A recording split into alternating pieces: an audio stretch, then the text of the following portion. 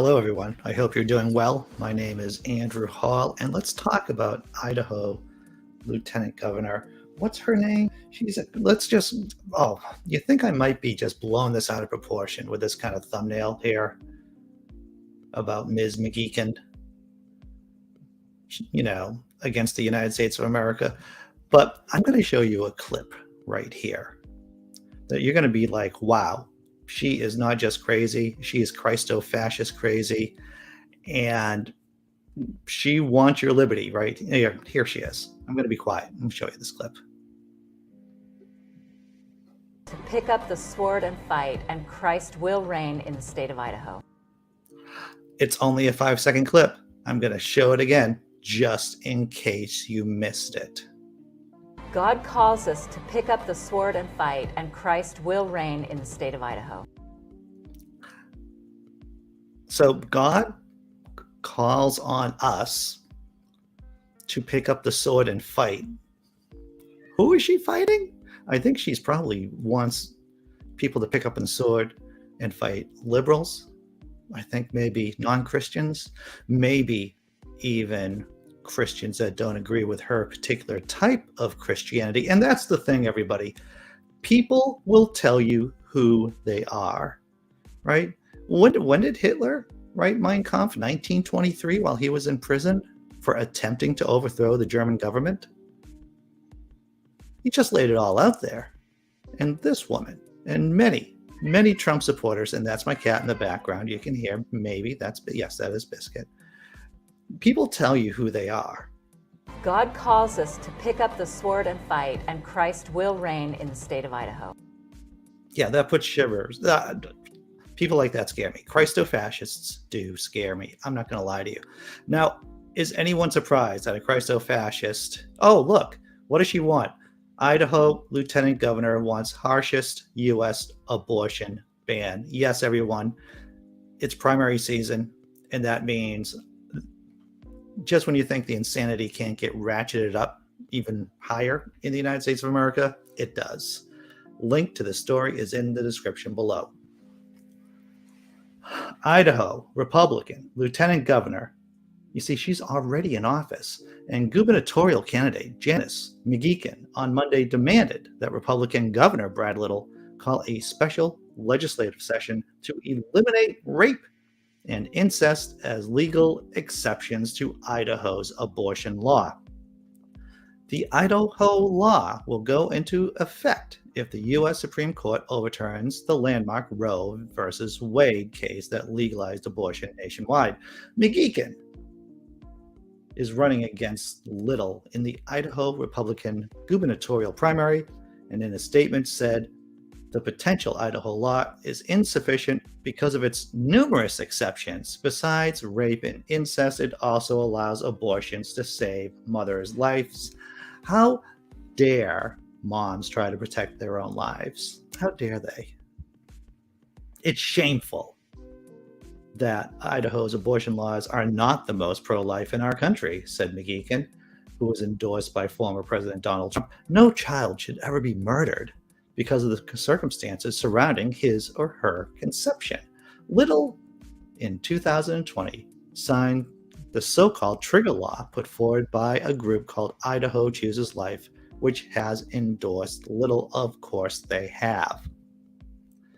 A poll from the Associated Press NORC Center for Public Affairs research in June found that 61% of Americans say abortion should be legal in most or all circumstances in the first trimester of a pregnancy.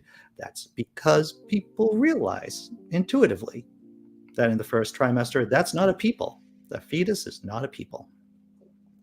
However, 65% said abortion should usually be illegal in the second trimester, and 80% said that in the third trimester. Majorities of Americans, Republicans and Democrats alike, think a pregnant woman should be able to obtain an abortion if her life is seriously endangered, if the pregnancy results from rape or incest, or if the child would be born with a life-threatening illness. All of that seems to be fairly common sense, right? Tell me I'm wrong. But when you have people who think like this, Us to pick up the sword and fight, and Christ will reign in the state of Idaho. They're not just Christo-fascists, they're Christo-crazy too. Is that a new word? Christo-crazy? I think it is. I think we should have that in the DSM, the Diagnostic Statistical Manual. Is that the DSM is what psychologists and psychiatrists and mental health therapists use to diagnose people. I'm sorry, you have, I hate to tell you this, but you have Christo-crazy disorder right there. I'm going to check out the chat and see how everyone's doing this morning. Oh, this show goes until about 9:15, and then we do the after party after show. That's what, 9:15 to about 9:45. That's on our other channel, as in the Royal Hour, Laughing and Disable. What is it? It's the other channel's Naked Diner Podcast, everyone. And there's no ads in this channel. I am going to mention, the only ad I'm going to show you today is for me. And this is my newest satirical post over at Only Sky. It's 5 guns for fetus self-defense. There's a link in the chat for it. And the pull quote is, "The only thing that will stop a bad mom is a good fetus with a gun," said NRA President Andrew Kennard. Yes, that's satirical. Yes, I don't have to explain comedy here, do I? Or satire, what the purpose of that is? No, of course not. You're all smart here. Okay. We're going to have another story this morning. We're going to talk about Orthodox Christian churches are drawing in far-right American converts. We're talking, of course, about the Russian Orthodox Church. And here's Mr. Putin, Vladimir Putin, president of the Russian Federation in St. Petersburg. You know, there's something about authoritarians that love religion. Why? Because, of course, it keeps people in line.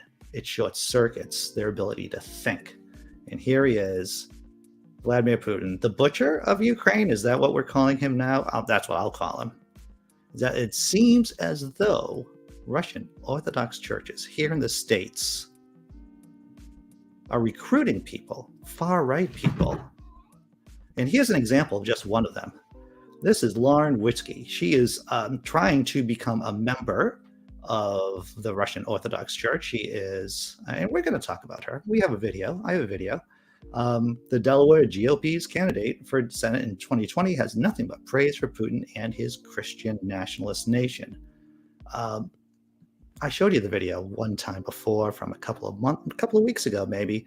But once again, it's important to see who these Christo-fascist, Christo-crazy people are. And here she is, lauding President Putin. So, Russia is a Christian nationalist nation. They're actually Orthodox Christian and Russian Orthodox. So, I actually support Putin's right to protect his people and always put his people first, but also protect their Christian values. I identify more with with Putin's Christian values than I do with Joe Biden. There is that. There is that there. Christian nationalist countries also are a threat to the global regime, like the Luciferian regime. It wants to mash everything together, but Putin takes care of his people. He looks out for his people. I watched as he deported, they literally walked them through the streets, the criminal illegals who were coming into their country. Yeah. They walked them out and they escorted them out and they said, "Get out." I can respect that. I can respect that, and I can respect the fact that Putin does everything he can to protect his people. In her defense, she said that before President Vladimir Putin became incredibly unpopular here in the States. Of course, he's still popular amongst many of the MAGA crowd, right? So here's a bit. Once again, these stories, the story about the Lieutenant Governor of Idaho and this story about how the Russian Orthodox Church here in the States recruiting fascists, basically. Both of these stories are in links. You can find the links to the full stories in the description below, everyone. So here it is. This is a person, Ricardo Schwartz's study focused on a community of former evangelical Christians and Catholics who joined the Russian Orthodox Church outside of Russia, the ROCOR, the West Virginia location in addition to having a church parish, was also home to the largest English-speaking Russian Orthodox monastery in the world. Over a year doing research, Ricardo Schwartz learned that many of these converts have become disillusioned with social and demographic change in the United States. In the ROCOR, they felt they had found a church that remained the same, regardless of time, place, and politics. But Ricardo Schwartz also found strong strains of nativism, white nationalism, and pro-authoritarianism evidenced by a strong admiration for Russian President Vladimir Putin. And we saw a shining example of that with that video from Lauren Witzke, who is trying to become a member of the Russian Orthodox Church outside of Russia. Crazy stuff, everyone. And it's just going to get worse. It's just going to get worse as the primaries occur, as the Republicans fight out to see who's the most Christo-crazy. Yeah, I am going to use that term quite a bit, I guess, Christo-crazy. The Russians are trying to decide who's the most Christo-crazy out of the lot of them. Going to check out the chat before starting to close out the show. What's up, Simply Secular Dave? I hope you're doing well this morning. Let's see who else is gone. And, she's Christo Nutso. That's right, Inquisitor Bacon. That's right. And, I stand by my assertion that the Lieutenant Governor of Idaho is against the United States of America. She's against the Enlightenment principles that the country was founded on. The Constitution wasn't based on the Bible. The Declaration of Independence wasn't based on the Bible. It's based on Enlightenment issues, Enlightenment ethics. And this woman here, the lunatic Lauren Witzke, she's also against the United States of America and against our republic. All right, I hope to see you at 9:15. So we can do the open room. We can talk about anything. Open for Democrats, atheists, progressives. I hope to see you there. I'm going to drop. Oh man, I don't even have a cat video. And my cat was here, but now she's gone and I don't know where she is. So I'm sorry for the no cat video, but I will drop down the thank you video for patrons, YouTube members, people who tossed me a couple of shekels. Links in the description below, everyone. If I don't see you at 9:15, hopefully we'll see each other tomorrow. Take care, everyone.